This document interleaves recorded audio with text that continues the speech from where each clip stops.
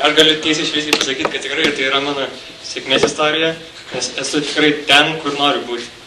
Šiuo metu ir šiuo momentu. Pradedant, tai susirašiau maždaug klausimus, apie ką kalbėsiu. Tai pirmas yra, kaip išvažiavau. Nu, tai tikriausiai kaip ir jūs, nuėjau internetą, nusipirkau lėktuvo bilietą, sėdau tą lėktuvą ir buvau Italijoje. O šiaip, jeigu rimčiau, tai atsibodo Lietuvoje gal korupcijos požiūris, trūko iššūkio ir tada paklausiau savęs, ko aš noriu iš savo gyvenimo, ko aš noriu pasiekti, tada išsikėliau tikslus ir tada pradėjau ieškoti galimybių kažkokių. Tai va, mano tikslas iš tikrųjų buvo važiuoti į Italiją, mokintis automobilių dizainą, nes kažkiek esu linkęs į meną. Tai va, tai suradau ir pamaniau, kad Italija yra tikrai gera šalis tai mokytis. Ir išvažiavau. Išvažiavau labai lengvai, nes labai tikrai apsisprendęs buvau išvažiuoti ir tikrai to siekiau. Ir tikrai nebuvo sunku, kaip ten, ar susirasti ten kažkokią gyvenimą vietą, ar kažką, tai labai iš tikrųjų, nežinau, buvo labai lengva. Tai va. Mašinų dizainas gal ir neišdegė iš vienos pusės, nes ten studijuojant pamačiau iš tikrųjų daug atviresnės galimybės. Ir antrais metais man leido pasirinkti, ar aš liksiu automobilių dizaine, ar aš galiu pereiti į laivų dizainą. Ir man iš tikrųjų laivų dizainas pasirodė daug efektyvesnis, daugiau erdvės, daugiau laisvės. Ir iš tikrųjų tas plotas iš meno pusės yra visiškai naujas dalykas ir tai tikrai skatino mane ten būti ir tikrai labai džiaugiausi šitą mokydamas ir darydamas. Tačiau iš kitos pusės Italijoje gyventi labai nepatiko. Mokslas buvo vienas dalykas, nes ten iš tikrųjų daug žinių, daug labai įdomų buvo, bet tačiau gyventi ten buvo tikrai man labai sunku.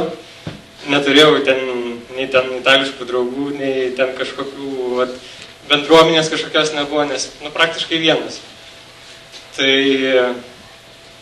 kai reikėjo maždaug apsispręsti, kur aš pabaigęs mokslus, ką toliau noriu daryti, buvo aišku visokių pasvarstymų, gal ten magistrą pasimti kur nors, ar kažkur išvažiuoti. Tačiau apsisprendžiau grįžti į Lietuvą irgi galvodamas. Darydamas bakalaurinį darbą, aš visą laiką įsijungdavau savo kompę vaizdelį, kuris rodydavo gyvai Nidos prieplauką. Ir būdavo pavasaris, dažniausiai visą laiką broliai, sesės, tėvai iš tenai skambina ir aišku biškį nervuoja, kad o čia mes gerai leidžiam laiką, ką tu?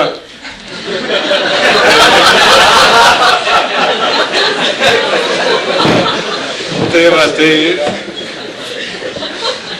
iš tikrųjų irgi labai nesunkiai apsisprendžiau, kad aš noriu būti Lietuvoje. Ir lygiai taip pat nesunkiai, studentas būdamas pinigų jau nebeturėjau, tai skambinau tėvam, kad pervežtų. Tai įsikrovė savo daiktus į mašiną, tėvai atvažiavo. Na ir ką, ir grįžau į Lietuvą. Toliau, kokie veiksmai sekė, tai aišku, kur noriu būti, ką noriu daryti, vėl savo kažkokių tikslų iškelimas. Tai iš tikrųjų nustačiau ganėtinai ilgą tikslą ir toliau seka tik tai tie dalykai, kaip aš to tikslo sieksiu. Tai va, tai porą skambučių ir darbas, gavau darbą Vakarų laivų statykloj Klaipėdoj. Tai va, tai dabar ten dirbu, sakykime, pusiau inžinerinį darbą, kuris irgi yra labai įdomus ir geras patirties prasme, nes ir mąstymą pakeičia apie laivų, sakykime, struktūrą ir visą kitą. Tačiau ir gaunu tą meninės pusės dalį, kur iš tikrųjų aš ten save labai realizuoju. Ir savo įmonės vadovams, kai aš atėjau ten dirbti, tai aš turėjau parodyti, kad aš galiu padaryti jiem gerą darbą ir padaryti kažkokią jiem pridėtinę vertę visiškai naujų dalykų ir jiem įrodyti, kad yra tai tikrai labai kažkoks jiem didelis pliusas, kad jis toliau vystyti įmonės veiklą ir kad jiem palengvinti, sakykim, darbą.